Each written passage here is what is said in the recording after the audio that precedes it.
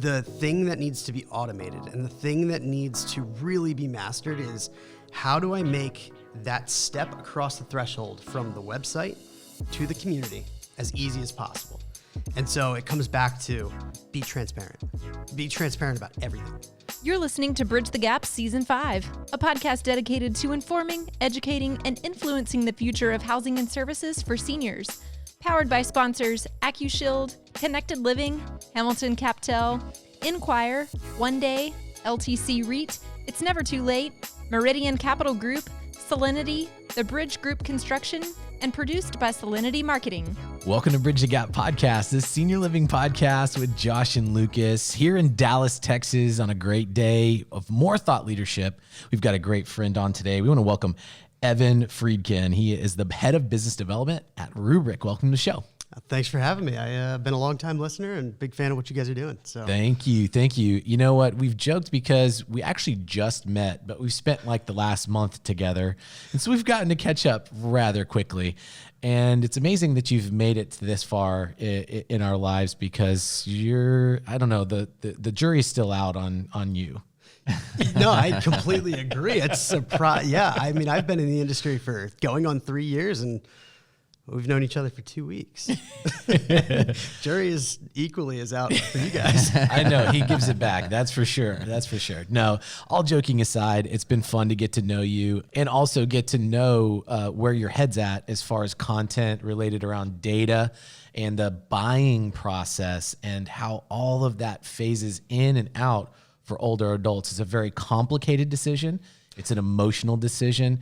And candidly, it's a challenging decision that operators are struggling to meet. Roobrik is, you can describe it in just a minute, but you have a system that is able to mine some of this data in a very unique way. Why don't you let our listeners know the nuts and bolts of how that works? Yeah, so the data is a byproduct. We spend all our time thinking about the science behind decision making. And when you think about the decision to move to any type of senior living community, it's a wonder anybody makes that decision. Anytime you think of a highly complex, highly emotional, usually medical decision, it's stressful. It is so stressful that it's a wonder that people don't just shut down. And I think they do. I think there is a whole group of people that don't know where to start. They know the communities down the street, so that's usually where they turn to get the information that they need to help them make a good decision. But what they come across is when they go to that community, they're not finding the resources that they ultimately need to help them move forward in their decision-making process. And so a lot of it comes back to, like you were saying, content marketing. How do we make sure that we're getting the right information in front of this audience to help them become empowered and educated around where are they? What are they looking for? What's important to them? And then ultimately give them the roadmap that they can follow to take that next step. And so I don't want them to ever go to Google. Google is not a good place to find this information. It's scary. You get the WebMD effect that we were joking about a little earlier, where you think you get a growth on your hand and immediately you go to Google and you go to WebMD. Next thing you know, you've got cancer and you have to amputate it. That's kind of crippling.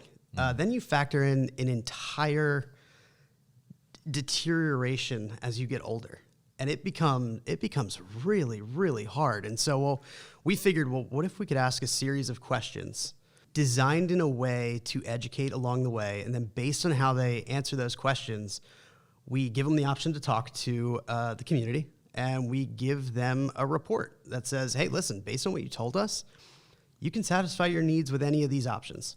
And instead of them going to Google and getting sucked down that rabbit hole, the solutions are presented to them. And then they can take that information and do with it with what they want. And along the way, we get on the back end a lot of great data because we know who they are, what are they concerned about, what are they looking for, what's important to them, what are their barriers to their decision, all of that kind of stuff. So that's what we're doing.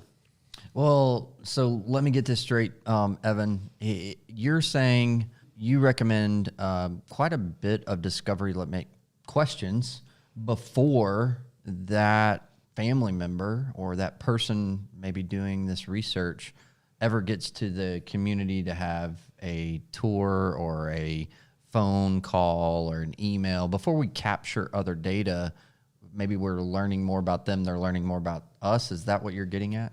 Pretty much. And I think the best way that anybody learns is by being asked questions. You look at really any selling system out there. It is not, let me go tell you about what I do. That is not the way to convince anybody of anything. The second you start sounding salesy, or even if you don't intend to sound salesy, it creates this sometimes conscious, but most of the time subconscious barrier where I am no longer going to listen to what they have to say because they don't care about me. They don't want to take the time to know where I am today, relate to me, and then now they're already telling me what solutions are right. How do you do that? So instead, how do we help them?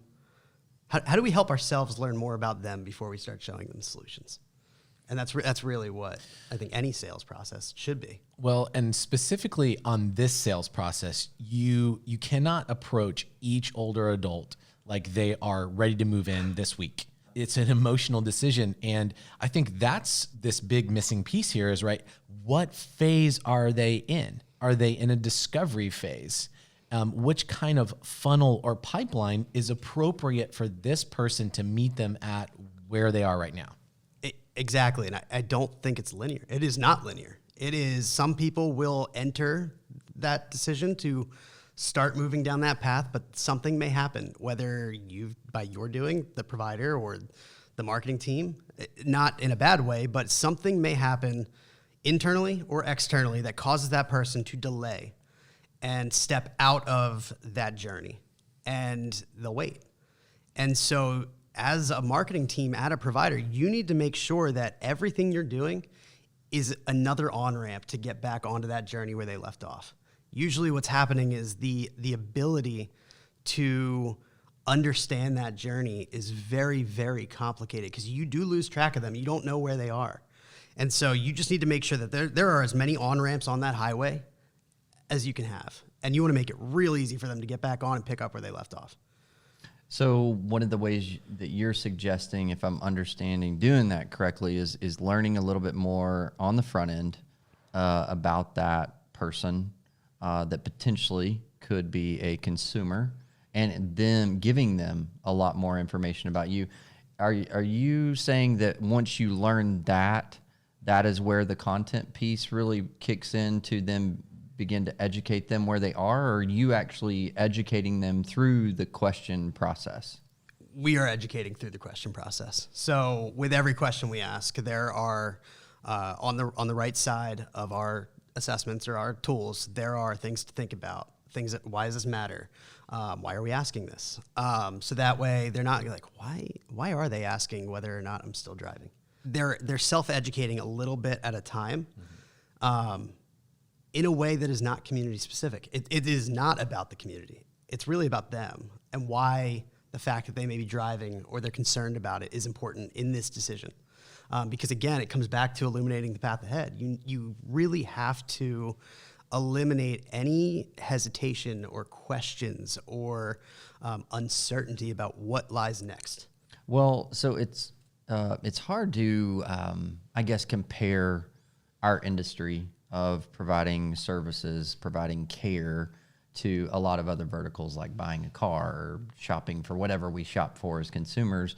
But I think there are some parallels. And if you look at probably just even us, this small sample of how we make decisions for almost everything, it's at our fingertips. Yeah. We're educating ourselves, and at the literally a couple of touches of our thumbs on our smartphones, we can find out almost anything that we want to know about any product or service we're potentially going to buy, from consumer reviews about that, from people that have used that product or service, to even the price point, knowing exactly what it's going to cost, bottom line.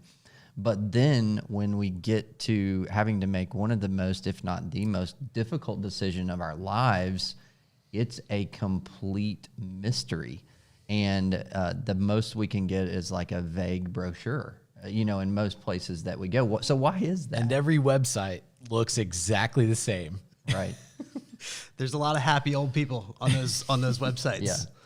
Well, you're the data. You're kind of the data junkie, the data king. So what is I mean, for our listeners that may be out there that might be thinking, I just need to be able to get to that consumer the fastest. I just need their email. I need their phone. I just need to get that. I just need to be able to call them. What would you say to that based on the data that you've been seeing? Hey, Josh, did you hear the big news? No, what? VIP Ignite Experience is back for a second year in Nashville, August 28th through the 30th. The theme this year is Dream Again. VIPIgniteexperience.com. Get your tickets and join us in Nashville. Yeah, that's a great question. And the first thing I'm going to say is, no, that approach is 100% necessary. Have those contact forms. Make it really easy for people to get in touch with you.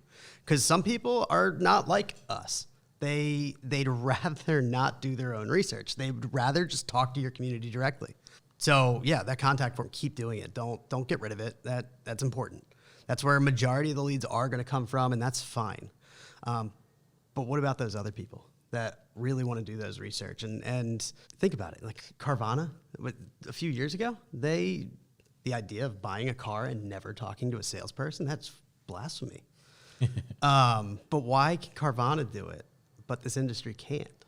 They are publishing the prices. There's no negotiating with them. It is what it is. You can find out everything you need to know right there within the app. Now, I'm not saying that this industry should get rid of the human touch, because I mean that is what makes this industry great, is the fact that as soon as somebody steps into that community, they realize that this is not what I thought. It is so different. It is a family, and that cannot go away. Mm-hmm. The thing that needs to be automated and the thing that needs to really be mastered is, how do I make that step across the threshold from the website to the community as easy as possible? And so it comes back to be transparent. Be transparent about everything. Because like you said, there are going to be those people that don't want to talk to somebody, and that's fine. It comes back to, like you said, reaching people where they are in the way that they want to be talked to. And who are we to say how to talk to them? That's up to them. And that transparency is really important. And I'm going to go as far as saying pricing. Put starting at rates. Why would you not put that there? I've talked to providers about this a lot. We have a lot of clients that are putting starting at rates, and I ask, why don't you do it? And I hear, we don't want our competitors to know what we cost. Your competitors know what you cost. You talk about it at conferences, and it's not a surprise. I think what it comes down to is we don't want those prospects who are on our site to self-select out because they think they can't afford it. And I don't think that there will be some that do that, but I think what's going to ultimately happen is the audience that you're now talking to and that are now open to hearing your message because they now are demystified. They now know what it costs, roughly. There's going to be more of those than there are going to be the ones that have self-selected out. And trust me, your sales teams are going to thank you, because now it is not talking to people, they're not financially qualified. There will be some of that, but I think you're going to get more quality leads the more transparent you become. Virtual tours, COVID kicked that into hyperdrive. Now everybody's they're digitizing what it's like to live in a community. That probably wouldn't have happened before March of 2020.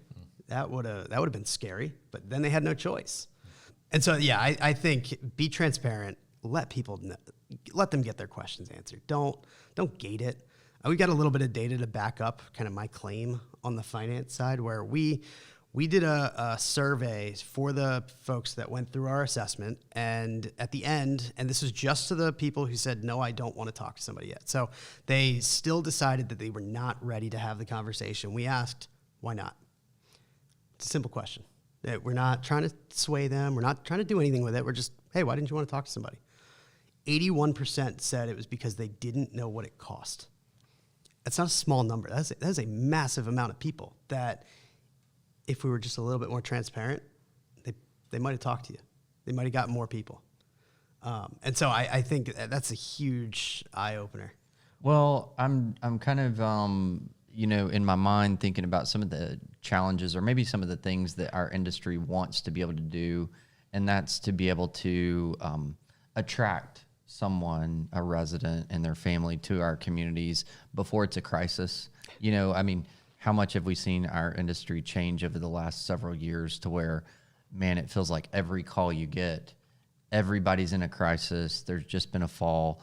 And you think, and we see this often where it's like, man, you see these folks that could have benefited, probably avoided maybe that fall or avoided the malnutrition or whatever it was that got them to the point they were if they got the care sooner. And I have to believe that if we could educate and inform a little earlier on when maybe they were just in the search process and they're just trying to get information. If we made that a little bit easier, maybe we would make that decision a little easier for them to come in a little earlier.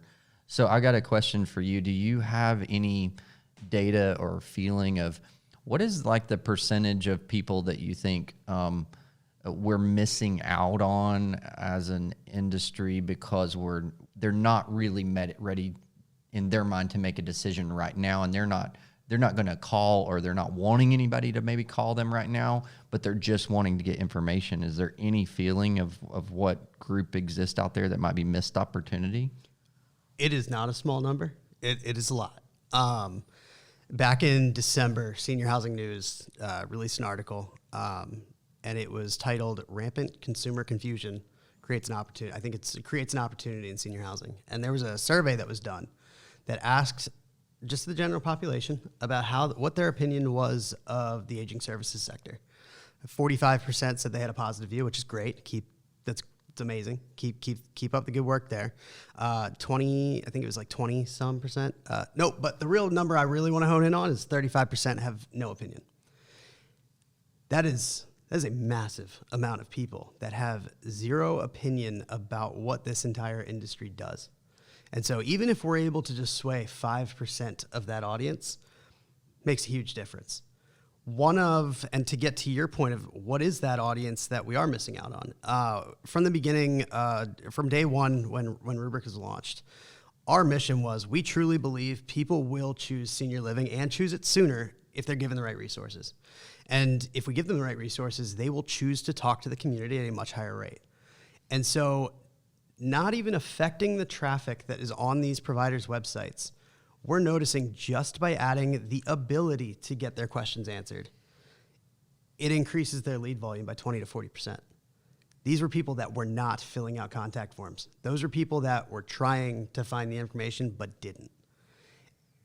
Do you know what happens when they don't find the information they're looking for? They go to Google. And I don't want anybody I care about to Google something like this. Where they end up is third-party referral agencies, because they do not care what information is put out there. They will answer whatever question that person wants to see, and people accidentally opt into their marketing funnel. And we were joking earlier where as soon as I opt in, it's how do I opt out? I get so many phone calls. We've all been in that position where you thought you were doing something, and next thing you know, you're getting 40, 50 phone calls. And it is really, really stressful. Couldn't imagine having to deal with that on top of what do I do with mom? Well, and not only that, you've essentially lost a potential prospect, potential resident, and then to get them back, you got to pay for it. That's a different beast. Yeah. Well, it's also creating this. It's creating this perpetual cycle that everyone complains that the industry is not looked at fondly, and it's because where they end up, they get bombarded, and in the prospect's mind, they think those third-party aggregators are the community. And then all of a sudden, they're like, I'm getting all these calls. This is a horrible experience. And now you just move somebody who might have been in that unsure category to the negative view. And that's not good. We have too much of an uphill battle that we can't have that happening. Now, I'm not saying all third-party aggregators are not great. I'm saying it is necessary, but they really need to do the work, really understand that prospect, make sure that customer journey for them is seamless. It's how they want to be moving forward, and I think that'll start to change over time as they start being able to kind of navigate through that. Well, this is really interesting. So we've touched on a lot of things, building transparency that builds trust, we know, but also potentially reaching a completely untapped group that we have not even touched, that knows really nothing, but they're probably in the age income bracket where they're either needing care themselves or they're making a decision very soon, if not now, for a loved one. And so what a way to influence. I can only imagine right now there's probably some of our listeners, we got a very diverse audience in the senior housing industry, but some of the decision makers that are now in their mind thinking and trying to evaluate their communication methods and how their content is reaching or not reaching the audience. Practical, just bullet point takeaways. What can an operator that wants to kind of dive in and evaluate, what do I need to be doing better? How do I do that as far as communicating to the potential consumer that I'm not reaching? Yeah, I think something that I haven't seen a whole lot is, there is that hidden audience I call it hidden audience, that are on your websites that may actually be qualified. What if you put a feedback survey on there's a lot of live chat. What if there's a feedback survey that somebody who didn't opt in or didn't fill out a contact form or is on your site could give you a rating of how helpful was my website?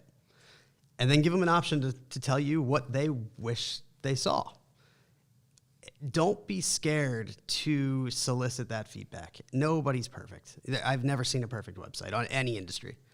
The only way you can move towards perfection is by soliciting that feedback, not just from the people that are doing what you wanted them to do when they landed on your site.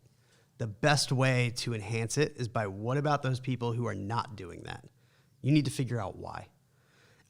You also can't go in with blinders on and assume that all of your audience looks like the people that are filling out contact forms. They're in a different headspace than the ones who are those anonymous browsers. So lean into the content. Go write blogs about everything. Do it from the perspective of the older adult themselves. Do it from the perspective of the family members. Do it for people looking for a grandparent. Do it for people and think of all of the tangential topics that might be going through their mind. Maybe it's not even related to senior living. Maybe it is driving. I mean, are they worried about them driving? Do something about how do we talk to mom about, hey, maybe it's time that you stop driving, and you don't even talk about your community. Really just think about any topic that could be going through, I'm not going to say your prospect, but through this audience's mind well before they start considering senior living. And if you're able to provide resources up until that time comes, you can start to get people earlier, as opposed to having them go, oh, I'll deal with that later, because later is when mom falls and breaks a hip. Now you got somebody who needs a higher level of acuity, and they're probably not going to stay as long. And so we need to listen. I think as an industry, we need to listen to the people who aren't talking or who you're not giving the opportunity to talk. Wow. This is great information for no matter what type of community you have. Actually, I think it's great information no matter what kind of product or service you're providing.